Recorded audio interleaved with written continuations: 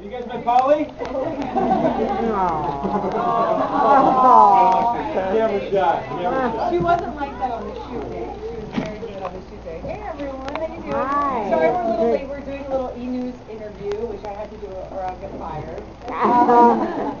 Because we want to make Ryan jealous tomorrow, don't we? How you doing? Nice to see you guys. Thank you so much for coming. Nice crowd here. For LA, this is a big crowd, right? Yeah. LAers don't come out much. So thank you all so much for coming. We're really excited. This is our first book together. We've written books individually. I actually wrote a book about how to get a guy, and that came out the week Bill and I met. That was an interesting conversation at dinner. He's like, "Did you write a book about landing a guy?" I'm like, "What's that?" Yeah, so I used a lot of those tricks on him. Indeed. But this is cool because Yeah, we had a fun time with this book, and we kind of came up with the idea. I guess after the second season of the show, people would stop us on the street and they'd say, "God, you guys look like you have such a great marriage. What's the secret?" And I thought, we kind of looked at each other and said, "What is the secret?" So we decided we were going to go out and research it, and talk to experts, and talk to therapists, and find out what does it take to build the perfect foundation to build a long-lasting, loving marriage. And we kind of took their advice and weaved it in with some of our stories, and we did it in a unique way. We did it in a he said, she said type format, which most books aren't written in. And we had a lot of fun doing it. Yeah, I mean, at first we tried to write the book in one voice, and then we noticed at about page 2 or 3, that wasn't going to work out. Because, couples don't agree on everything. I mean, we certainly didn't.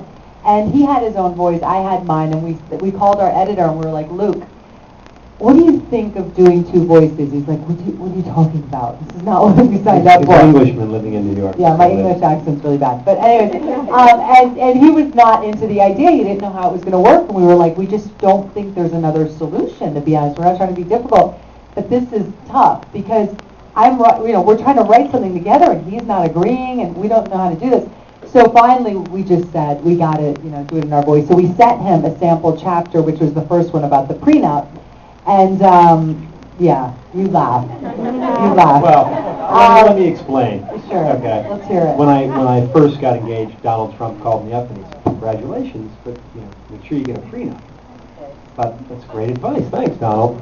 So I kind of jokingly brought it up to her. I said, "You're going to have to sign a prenup." And she's like, Of course I knew that." She played along. So she made me, start writing with my lawyers, and she had a cheating clause put in. So these lawyers are like, "What? What's If I that? cheated on her, she would get to keep everything." I mean, I've never heard of this thing, right? Plus 10%. Right. I mean, not only would she clean me out, like my sisters would have been cleaned out too. That's right. So I called my lawyers, and they're like, "We've never encountered this." So they had to call in all these experts, and they spent probably 100 man-hours drafting up this complicated agreement that she was insisting on. And I think I saw this cheating clause in like a Michael Douglas movie or something. Like someone throwing a cheating clause. I was like, "What? I like that." So after I spend a fortune on this damn prenup, right? I give it to her, and 1 week goes by. She didn't sign it. 2 weeks go by. Nothing. And I'm calling her up. I'm like, "Any changes to the document?" My lawyers are wondering, like, "What kind of notes do you have?" And then finally, about a week before the marriage, she calls me up and she says, "Yes, I talked to my brother Pasquale." Now, Pasquale is her Italian brother who thinks he's a lawyer but barely made it out of high school. Right? Well, he's like my consigliere, he's like in the mafia. And he calls her because Italian women do not sign the prenups, okay? Capiche? So I called Bill and I was like, "Italian women no sign prenup." And he's like, "What are you talking about? Italian women don't sign a prenup?" Like, who made that rule up? This is ridiculous. I'm like, "Well, my mom didn't sign one, my sister didn't sign one, my sister-in-law didn't sign one." And I'm like, "You know what, Bill? Bottom line is, I don't want to go into our marriage already planning our divorce." And I think prenups are great for a lot of people if you want to do it super duper. You could have told me that before I spent 20 grand on legal fees, okay? Well, you got ripped off. Damn. You used my brother. He's very cheap.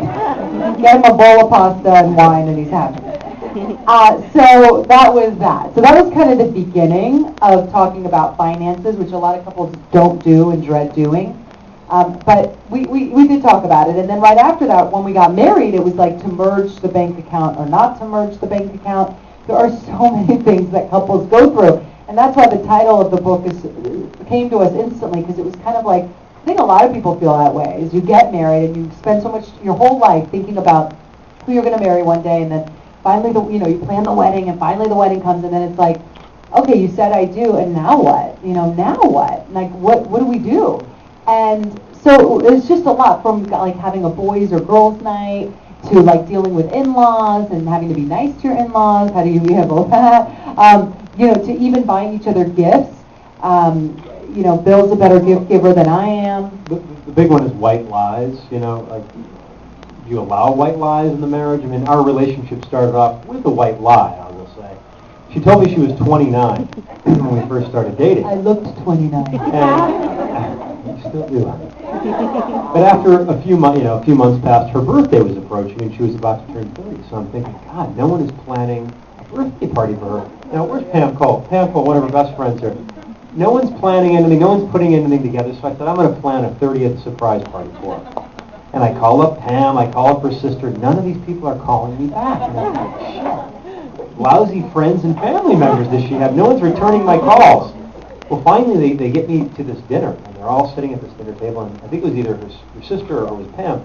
They're like, you better tell them now. And I'm thinking, dear God, tell me what? Is she pregnant? What's going on here? And then they dropped the bomb on me that she was 31. Well, here's the thing.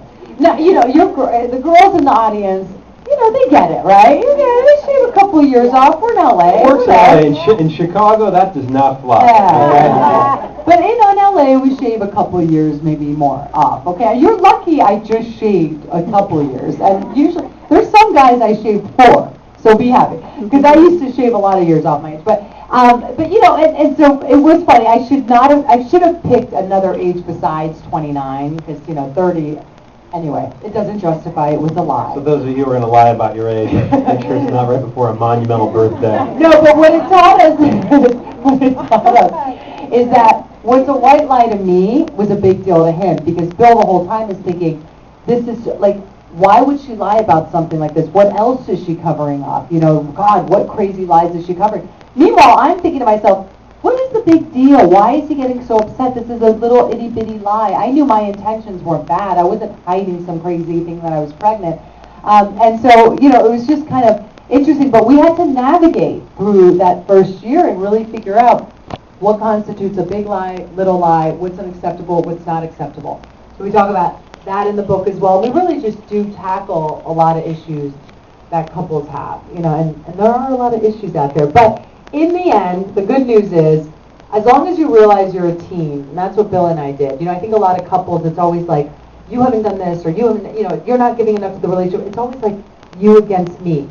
And we realize, can't keep score. Yeah, we don't keep score. We're a team, and we have the same goals. We come up with the same goals, and then we feel like it's kind of fun being a team. It's much more fun than just being on separate teams. But so we talk about all of that stuff in the book. So we want to kind of open it up to We're going to open it up to for questions. But before we do, can I just see a show of hands? How many people in the audience watch Giuliana and Bill?